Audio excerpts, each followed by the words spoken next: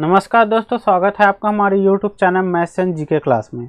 दोस्तों आज की वीडियो में हम लोग जो 60 दिन का जो बेसिक और एडवांस कोर्स स्टार्ट कर रहे हैं उनमें से आज है वो पहला दिन। ठीक है, तो आज के दिन हम लोग सीखेंगे संख्या और संख्याओं का जोड़ना, घटाना, गुणा और भाग करने का जो नियम है उसको हम लोग सीखने वाले हैं। ठीक है, तो चलिए वीडियो को शुरू करते हैं। तो सबसे पहले हम लोग ये समझ लेते हैं कि संख्या होता क्या है। जो संख्या है वो अंकों से मिलकर बना होता है। ठीक है, जैसे अंक कहने का मतलब है 0, 1, 2, 3 ऐसे 9 तक। ठीक है, 0, 1, 2, 3, 4, 5, 6, 7, 8, 9 ये सभी अंक है। अगर हम लोग अंकों का जब समूह बना देते हैं तो उनको बोला जाता है संख्या। तो संख्याओं का हम लोग प्रकार को समझ लेते हैं। संख्याओं को प्रकार को मैं 3 भागों में बांट दिया हूँ। एक है धनात्मक संख्या, दूसरा है ऋणात्मक संख्या और तीसरा है शून्य। ठीक है, ये 3 प्रकार के संख्या हैं। तो धनात्मक संख्या उन संख्याओं को बोलते हैं जो प्लस के रूप में रहता है, जैसे ये वाला संख्या है। इन संख्याओं को देखिए, ये प्लस है, इनके सामने में प्लस चिन्ह नहीं लगा है, तब भी इसको धनात्मक संख्या बोला जाता है। ठीक है, दूसरा संख्या होता है ऋणात्मक संख्या। इन्हीं संख्या में जब माइनस का चिन्ह लगा देते हैं तो उसको बोला जाता है ऋणात्मक संख्या। ठीक है, और जो अगला संख्या है उसको बोला जाता है 0। ठीक है, तो ये 3 प्रकार के संख्या हो गए। धनात्मक संख्या जो 1 से लेकर पूरा अनंत तक के संख्या आ गए इसमें, और ऋणात्मक संख्या है जो -1 से लेकर पूरा अनंत तक जाएगा लेकिन माइनस में ही जाएगा। उसके बाद जो शून्य है वो तो न धनात्मक में गिनती आता है न ही ऋणात्मक में आता है। ठीक है, उसके बाद अब हम लोग और 3 चीज को समझ लेते हैं। ठीक है, एक है जिसको बोला जाता है प्राकृत संख्या, और दूसरा होता है पूर्ण संख्या, और तीसरा होता है पूर्णांक संख्या। तो देखिए, अभी हम लोग संख्याओं के 3 भाग पढ़े हैं। एक है धनात्मक संख्या, दूसरा है ऋणात्मक संख्या और तीसरा है शून्य संख्या। तो जो धनात्मक संख्या, जितने भी धनात्मक संख्या है उन सबको प्राकृत संख्या भी बोला जाता है। ठीक है, मतलब जितने भी धनात्मक संख्या उनको क्या बोल सकते हैं, प्राकृत संख्या। तो जितने भी धनात्मक संख्या वो हो गया प्राकृत संख्या। उसके बाद अगर धनात्मक संख्या और शून्य संख्या है ना, धनात्मक संख्या और शून्य उन दोनों को सम्मिलित रूप से पूर्ण संख्या बोला जाता है।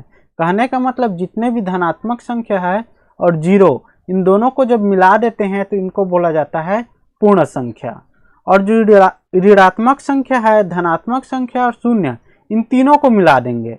धनात्मक, ऋणात्मक और शून्य इन तीनों को जब मिला देते हैं तो इनको बोला जाता है पूर्णांक संख्या। कहने का मतलब है जो धनात्मक संख्या है, सिर्फ धनात्मक संख्या वो प्राकृत संख्या है। धनात्मक और शून्य को मिला देंगे तो पूर्ण संख्या हो जाएगा, और धनात्मक, ऋणात्मक और शून्य तीनों को मिला देंगे तो उसको बोला जाता है पूर्णांक संख्या। ठीक है, तो कहने का मतलब क्या है, जो धनात्मक संख्या है वो प्राकृत संख्या भी है, पूर्ण संख्या भी है और पूर्णांक संख्या में है। ठीक है, मतलब धनात्मक संख्या है वो प्राकृत संख्या भी बोल सकते हैं उसको, पूर्ण संख्या भी और पूर्णांक संख्या। क्योंकि धनात्मक है वो प्राकृत संख्या तो है ही, लेकिन पूर्ण संख्या में भी आता है वो और पूर्णांक संख्या में भी आता है। और जो शून्य संख्या है, शून्य संख्या है वो सिर्फ पूर्ण संख्या है।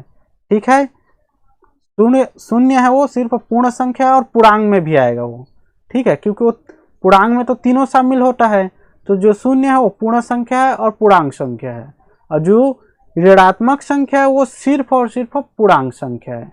इस प्रकार से संख्याओं को हम लोग समझ सकते हैं। ठीक है, चलिए अब हम लोग संख्याओं का जोड़ने और घटाने का नियम सीखते हैं। ठीक है, तो जैसे यहाँ पर मैं कुछ क्वेश्चन लिखा हूँ। ठीक है, तो इसको कैसे सॉल्व किया जाता है उसको हम लोग सीखते हैं। ठीक है, तो इसको सॉल्व करने के लिए सबसे पहले हम लोग ये देखते हैं कि इनका जो चिन्ह है उसको देखें। कोई भी संख्या में 2 चीज होता है, एक संख्या और एक चिन्ह। जैसे मैं एग्जाम्पल के लिए आपको बताता हूँ। जैसे एग्जाम्पल के लिए मैं यहाँ पर लिख देता हूँ -7। तो -7 में जो यहाँ पर जो 7 है, ठीक है, 7 है वो है संख्या, और जो माइनस का चिन्ह लगा है वो उसका चिन्ह हो गया। ठीक है, तो कोई भी संख्या जब भी लिखते हैं तो शुरुआत में माइनस का चिन्ह रहता है, मतलब शुरुआत में कोई भी चिन्ह रहेगा और उसके बाद संख्या रहता है।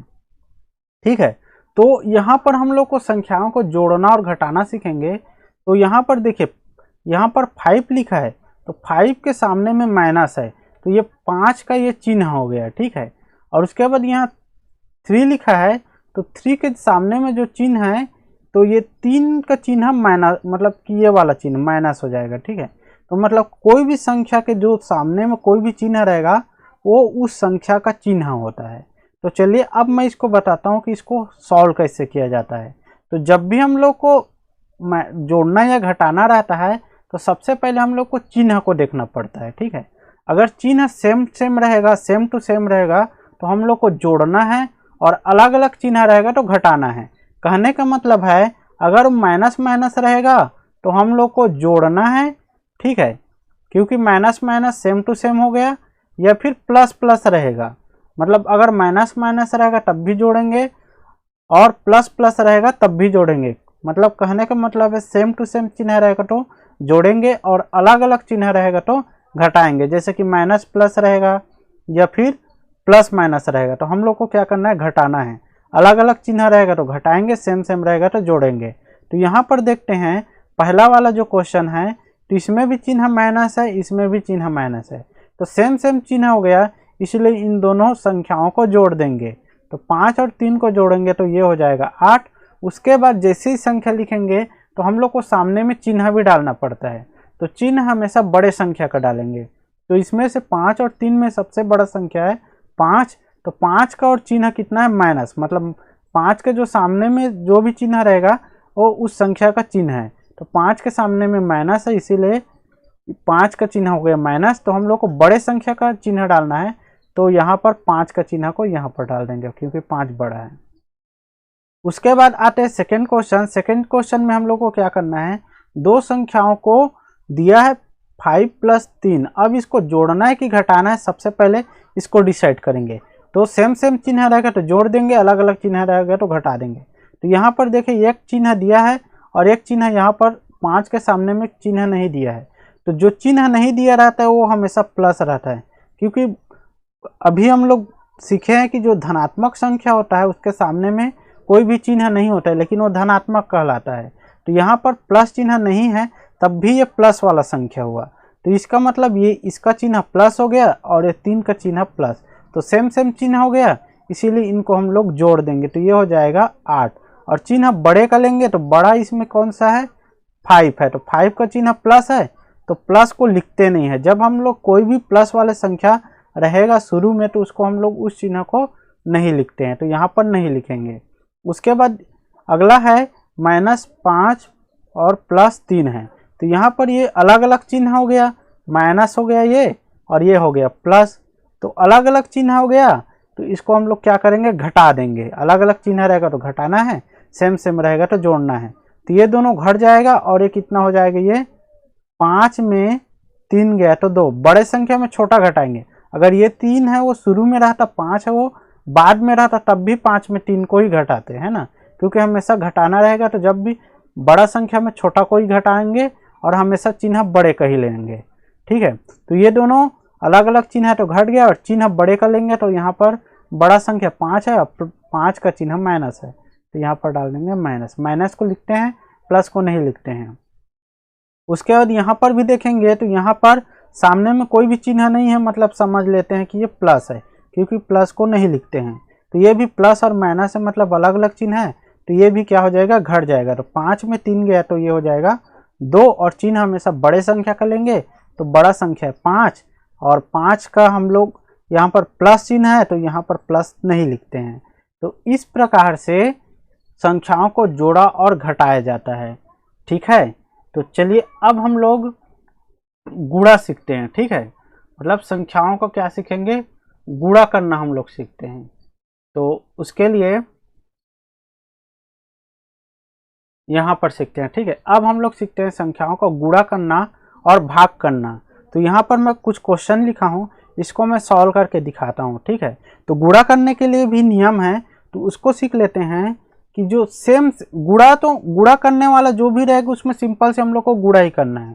देखो प्लस और माइनस कर रहे थे, जोड़ना कर रहे थे, घटाना कर रहे थे, हम लोग उसमें से चिन्ह को देखकर डिसाइड कर रहे थे कि जोड़ना है कि घटाना है। लेकिन गुणा करने वाले में हम लोग सिंपल से गुणा ही कर देंगे, ठीक है। जैसे यहाँ पर 3 और 5 का गुणा करेंगे तो 3 पंच 15 हो जाएगा, और यहाँ पर भी 3 और 5 का गुणा करेंगे तो यहाँ पर 15 हो जाएगा। यहाँ पर 3 और 5 का गुणा करेंगे ये भी 15 हो जाएगा।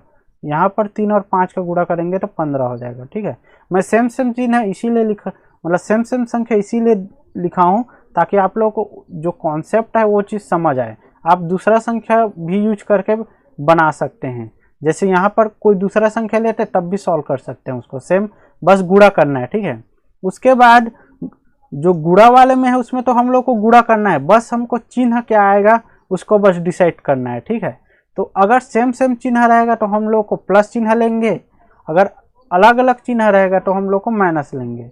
अगर मतलब माइनस माइनस का गुणा होगा तो जैसे माइनस माइनस चिन्ह और माइनस चिन्ह का गुणा होगा यानी सेम सेम चिन्ह हुआ तो प्लस चिन्ह ले लेंगे, और प्लस प्लस चिन्ह का जब गुणा होगा यानी सेम सेम चिन्ह का तब भी प्लस लेंगे। कहने का मतलब सेम सेम चिन्ह रहेगा तो प्लस लेंगे, और अलग अलग चिन्ह का जब गुणा होगा, ठीक है, अलग अलग चिन्ह का जब हम लोग गुणा करेंगे तो हमेशा माइनस आएगा, चाहे प्लस का गुणा माइनस के साथ करें या माइनस का गुणा प्लस के साथ तो माइनस ही आएगा, और सेम सेम चिन्ह रहेगा तो प्लस आएगा। ठीक है, तो सिंपल से बस गुणा करना तो आ गया, गुणा जैसे गुणा करते हैं वैसे ही करेंगे, बस चिन्ह लगाएंगे। तो यहाँ पर देखिए 5 का चिन्ह माइनस है, 3 का चिन्ह भी माइनस है। देखिए यहाँ पर मैं कोष्टक इसीलिए डाला हूँ क्योंकि जब भी डबल चिन्ह एक साथ आएगा तो वहाँ पर कोष्टक डालना पड़ता है। जैसे इसी को अगर मैं इस टाइप से लिखूंगा जैसे -5 गुणा -3, ऐसे कोष्टक नहीं डालता हूँ, तो यहाँ पर देखिए डबल चिन्ह आ जा रहा है, गुणा और माइनस एक साथ दो चिन्ह आता है, इसीलिए उसको कोष्टक में डालना पड़ता है। ठीक है, तो इसीलिए मैं कोष्टक डाल दिया हूँ। अब हम लोग को ये देखना है कि यहाँ पर चिन्ह क्या है, यहाँ माइनस है और यहाँ भी माइनस है। ठीक है, दोनों जगह माइनस है, सेम सेम चिन्ह हुआ इसीलिए यहाँ पर आ जाएगा माइनस।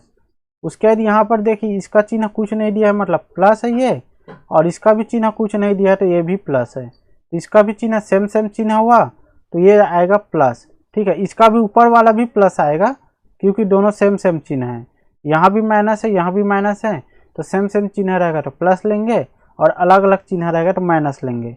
इसमें भी देखते हैं यहाँ पे माइनस है और यहाँ प्लस है, मतलब ये क्या हो गया, अलग अलग चिन्ह हुआ, यहाँ कुछ नहीं है मतलब प्लस है समझो, तो अलग अलग चिन्ह हुआ तो यहाँ पर माइनस ले लेंगे। अब यहाँ पर भी देखेंगे यहाँ कुछ नहीं है मतलब प्लस है, और यहाँ माइनस दिया हुआ है तो अलग अलग चिन्ह हुआ तो यहाँ माइनस होगा। ठीक है, यहाँ भी कोष्टक इसीलिए डाले हैं क्योंकि यहाँ पर डबल चिन्ह है, एक गुणा का है और माइनस का है, तो जब भी डबल चिन्ह आएगा तो हम लोग को कोष्टक में डालना पड़ता है। ठीक है, तो ये है इसका गुणा करने का बेसिक नियम। अब हम लोग सीखते हैं भाग का नियम।